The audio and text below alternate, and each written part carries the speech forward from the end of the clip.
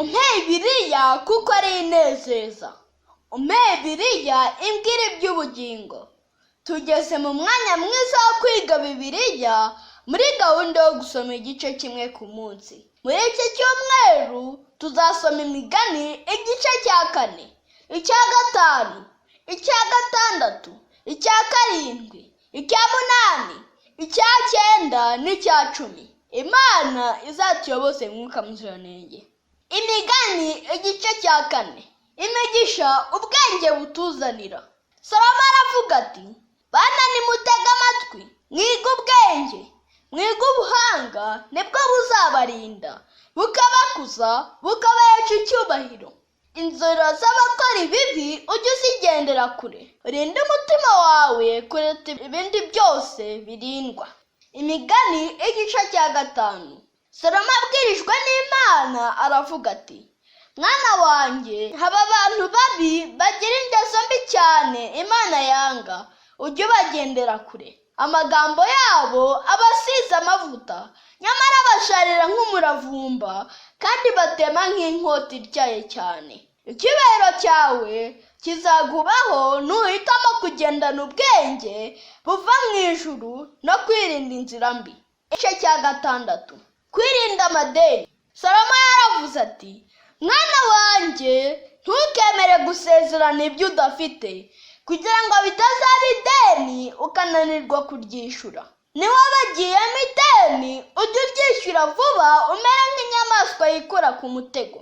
Uzarebe ku imonyo, nubwo nta bayobozi bigira, biribwiriza bigakora cyane kandi bigahunika ibiryo mu myobo. Umupfapfa aravuga ati: reka nipfunyapfunye gato nsinzire. Ubukene buzamuhuriraho ab'umutindi. Imana iha umugisha abakorana umwete. Imigani igice cya 7.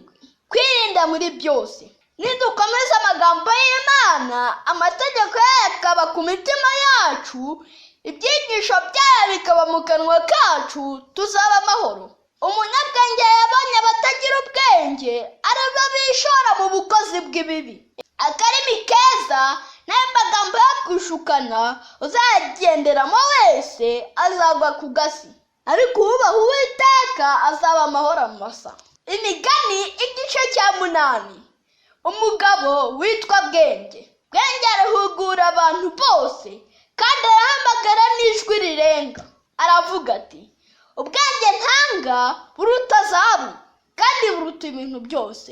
Bwenge niwe ugira inama zitunganye, niwe ushyiraho ubutegetsi bwose ubundi akabukuraho, niwe utanga ubukire n'icyubahiro, niwe wabayeho mbere ya byose, kandi niwe waremye amajuru n'imisozi ndetse n'inyanja zose. Bwenge uvugwa mu gitabo cyo mu migani ni Yesu ubwe, kandi umubonye wese aba abonye ubugingo buhoraho. Imigani igice cya 9. Ibyo Bwenge yaduteguriye. Bwenge mu gitabo cy'imigani ngo yubatse inzu ishushanya itorero rya Kristo ryubatswe ku rutare.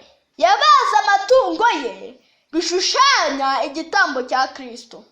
Yateguye umutsima ushushanya umubiri wa Kristo, maze ahamagara abaswa bose n'abatataniye mu isi ati: nimuze muryaho ku buntu maze mubone kubaho. Ku murongo wa 13 hari umugore ushushanya itorero ry'ibinyoma nawe uhamagara, nyamara nta kintu na kimwe yateguye, ahubwo abamwitaba aho baroha mu kuzimu. Imana idaha kwitabira irarika rya Bwenge ari we Yesu. Imigani igice cya 10. Indi migani ikomeye. Umwana ubaye umupfapfa ababaza ababyeyi be.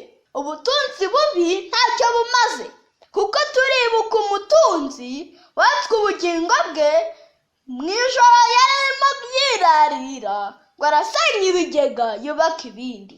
Ikizakubwira umuntu ushishutse ni amagambo ari mu bwenge, naho umupfapfa avuga amagambo ari mu bugoryi bwinshi.